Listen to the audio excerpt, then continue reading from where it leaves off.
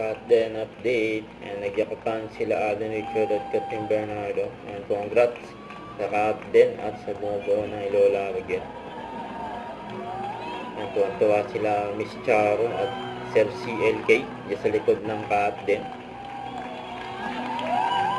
Iba-ibang angulo. Nagyakapan ng Cut din. And congrats kila Alden at Catherine. Tuwa si Kuya Roby sa likod, oh.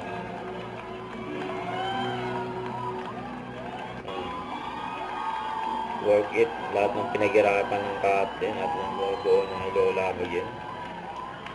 Si Derek Cati. Isa ng mga tao sa sinihan, oh.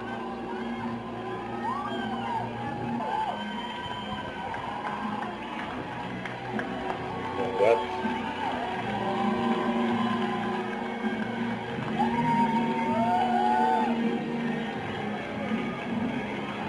Isang mahigpit na yakap ng nasa Captain.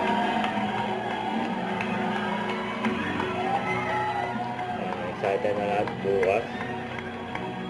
May mga midnight screening. Nakatalaw ng fans ng Captain. Lola Bagit.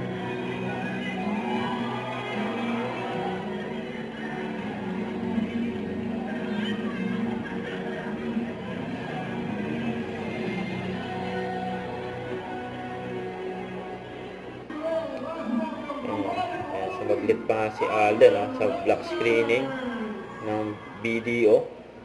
Yan, BDO Ambassador. Excited na ba kayong lahat? I'm very happy and very proud, for the support of BDO for this project of mine. And I'd like to thank, of course, Ms. Kia, Ms. Hannah, Ms. Ginny, Ms. Cora, and of course, Sir Ivan. Is there? Thank you so much po. And to everyone who's here tonight, na nakapanood po ng Hello Love It, I think this is a good time to show this film para po manumbalik at maalala natin muli ang kwento ni Joy Nutan.